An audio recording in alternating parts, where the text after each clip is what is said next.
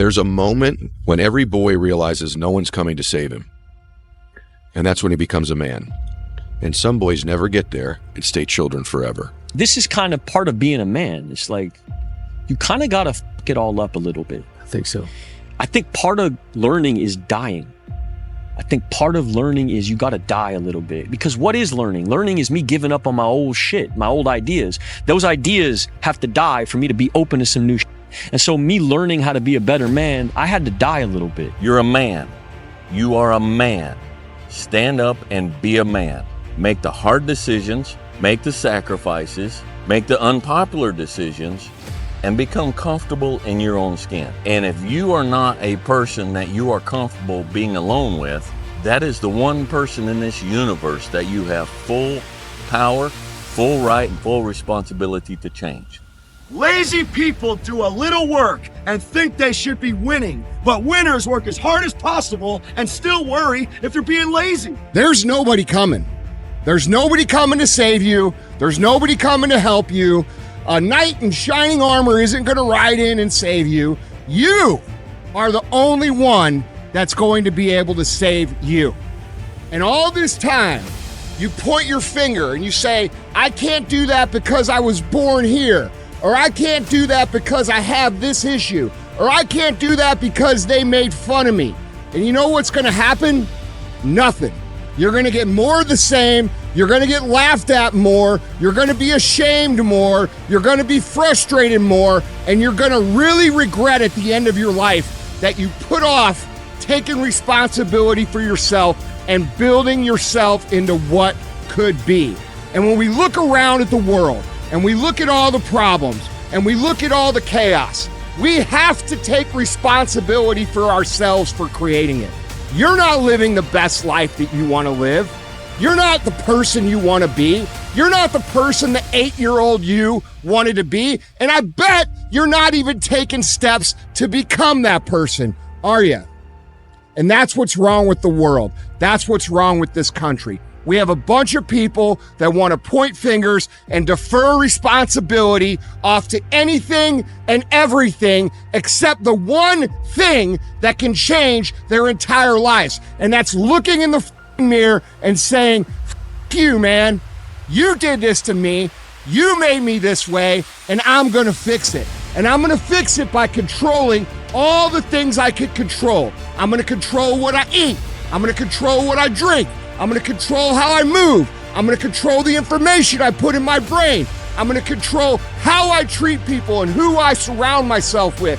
And if you control those things, you are now in the driver's seat to create what it is you've always known that you were here to create. Because you always do know what you're here to create. It's that little version of yourself that hides deep inside your heart that you are so afraid to even talk about because you're afraid the people around you are gonna laugh. Well, guess what, mother? They're gonna laugh. And they're gonna laugh more if you don't do anything. We're gonna have successes, we're gonna have failures. We're gonna have good nights, we're gonna have bad nights. We're gonna have good relationships, we're gonna have bad relationships. We're gonna have good ideas and bad ideas. We're gonna make money, we're gonna lose money. All these things are gonna happen. You have a project that's due at work that you don't feel like working on right now. Doesn't matter that you don't feel like working on it right now. You impose discipline on the situation and you do what you're supposed to do. You have a exercise, you need to work out this morning. You haven't worked out yet. You wake up in the morning, you need to go work out. You don't feel like working out. It doesn't matter. It doesn't matter that you don't feel like working out. It doesn't matter. It's not part of the calculation. Discipline overrides that. Discipline trumps your feelings. And that is what you need to apply as a person, as a normal human being, no matter what you're doing in your life. You need to let discipline be your guide, not how you feel. That's what we need to do. And if you do that, you're going to end up with freedom. You're going to end up with freedom across the board. Discipline equals freedom. That's what I have been saying for a long time. It is 100% factually true. If you allow your feelings to dictate what you do, you will end up being a slave to your feelings at a minimum. But if you utilize discipline in your life, you will end up with the ultimate freedom in everything that you do. Through discipline, through self-discipline, through repetition, through tons of repetition of the same thing that you don't want to do. And that's the key thing. Through repetition of things you don't want to do, you develop mental, like an armor for your mind. Start to armor your mind, because your mind's like, okay, we suffer every day. It's what we do. We do stuff that sucks every day. So then when the suck stuff comes, you're ready for it. And that's how I started coming up. You know, I just started being very uncomfortable. Now it's like just a way of life. If you lack the discipline to exercise and eat healthy, you will end up being a slave to disease. If you lack the discipline to work hard, save your money, you will end up a slave to finances. If you lack the discipline to manage your time correctly, you will end up with no free time.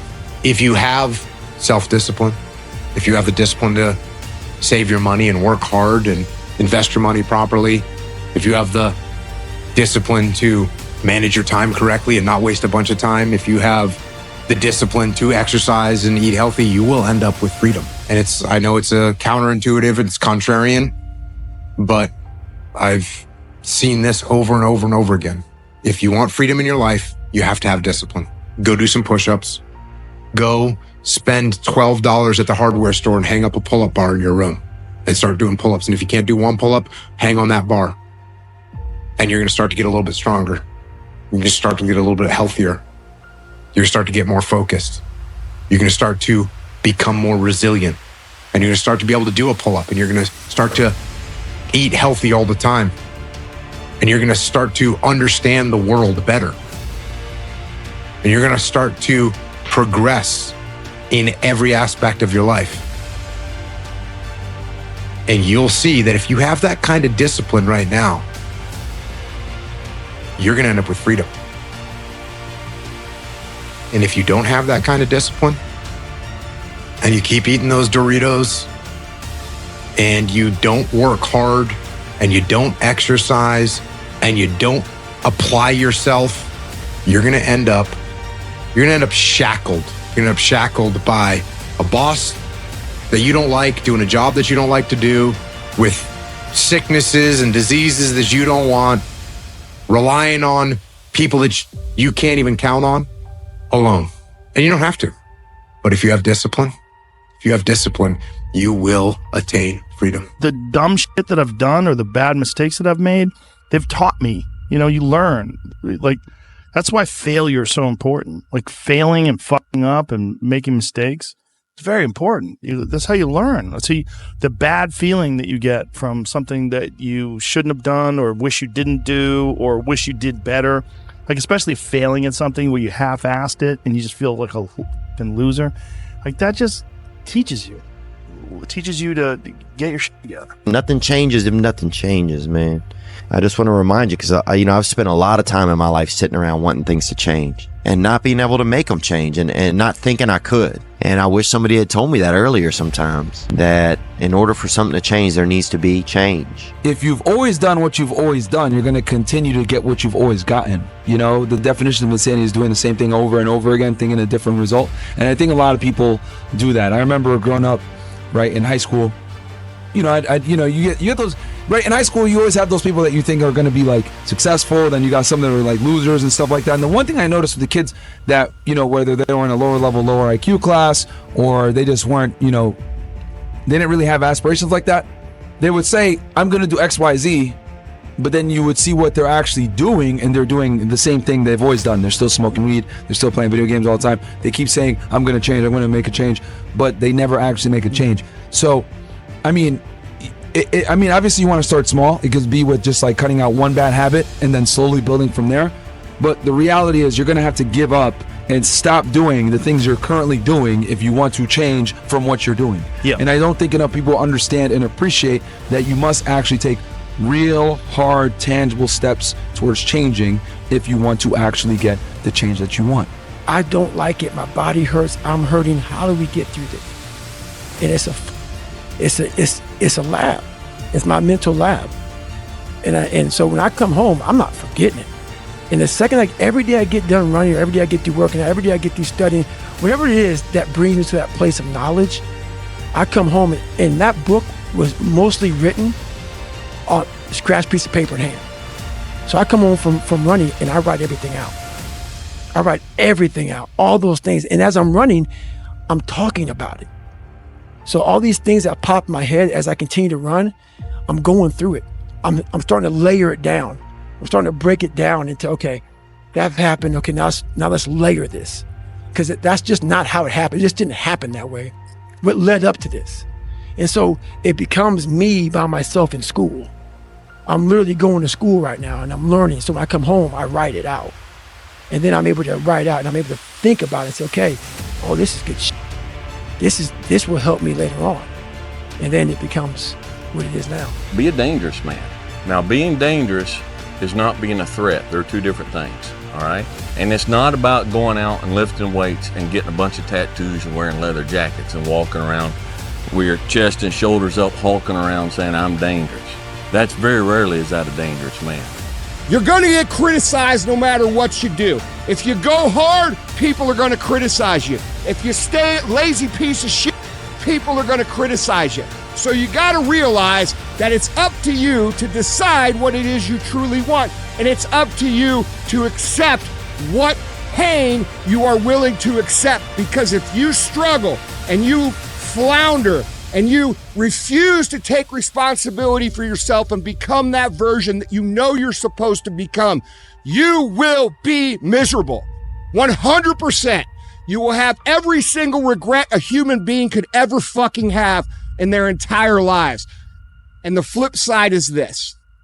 You could put in the work. You could put in the time. You could say, I am not going to settle. I am going to become exactly who I'm meant to become, because I know that it's not just going to serve me, it's going to serve my family. It's going to serve my community. It's going to serve my city, my state, and my country. And it's going to create an immeasurable ripple effect of people who know that they can do it too. And guess what?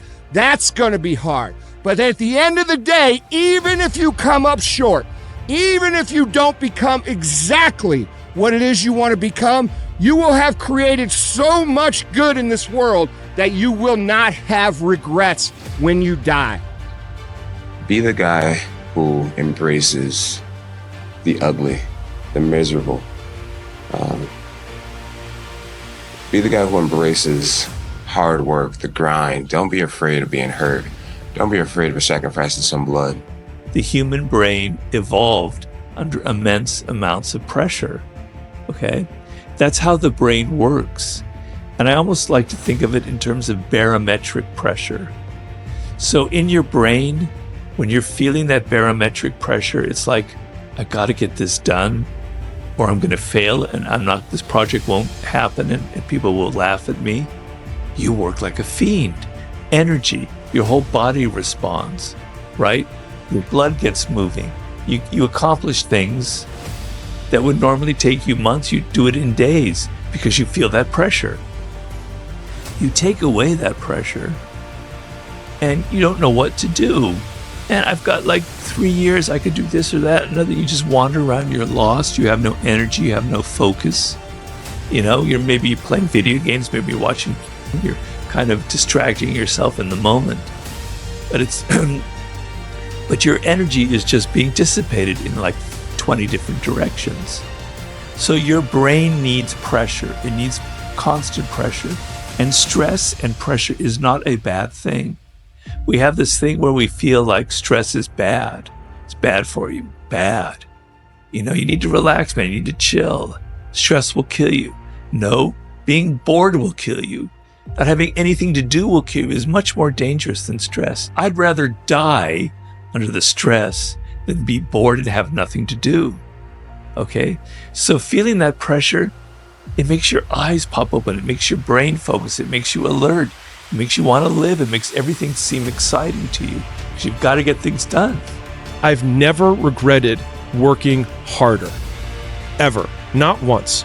And some people are like, on your deathbed, you're like, no, because I lived every moment of my day doing what I wanted to do. Don't follow what most people do because you don't want the results that most people get. The average person is obese, likely to be divorced, and has less than 1K in the bank. It feels safe to do what everyone else is doing, but it's actually a terrible decision. It's like the best way to guarantee to not have the life that you want is to do what everyone else is doing. If you want to be exceptional, you're going to be different from everyone else. That's what makes you exceptional. You can't fit in and also be exceptional. Both have discomfort. When you fit in, you have internal conflict because you're not being 100% you. When you're exceptional, you have external conflict because everyone sees you as different. Pick one. When your friends start to say, you've changed, remember it's because they don't know how to say, you've grown. You don't have to feel good about it. You just have to keep going. The feeling will pass, but you will remain. You are greater than your feelings. Going to bed late and waking up early to work for a few days won't kill you. You're not going to burn out. You're doing what it takes. If you're one of those people that push work-life balance, just remember, the people who like working a lot don't care. I've never regretted trying harder at anything ever. Hard times last long, but an epic story feels like a lifetime. It just takes work. Shitloads and shitloads of work. Every time I try and dress it up or cut a corner, I get brutally reminded the work just needs doing. The work doesn't care who you are. It just cares that it gets done. Most people's definition of work is a negative one, which is why they abhor it, which is also why they misunderstand so many people who quote, I'll say quote here, are successful or ahead of them or whatever, is that both people, one person says the word work and the other person hears the word pain. And so the first step to like becoming more successful is understanding the language that the people who are successful are using. They're actually defining the word differently. And so whatever that thing is that you actually enjoy doing, where you lose track of time when you're in it, even if it's challenging, but usually it is challenging, right? Like it's not easy because then it's boring. The people who are, quote, addicted to work make it easy to be addicted to work because they do things worth doing. And I think a lot of it is coming down to making sure that you take the few precious seconds that we have to do the few things that are worth doing for the rest of your life. Every fucking day I wake up and I don't want to do some shit. I'm like, okay, man, do you want to be a bitch today? Do you want to feel like a little bitch? Do you want to walk around all day knowing that you could, but you didn't? So it's perform without purpose. You have to learn how to get up and do shit when you ain't got no fucking 5K, no 10K, nothing. Nothing exists. Your life fucking sucks. You're in the fucking dungeon. But guess what, mother? I'm still going to get it. Because when that time comes, because the time is going to come, when that purpose is there, you'll be ready.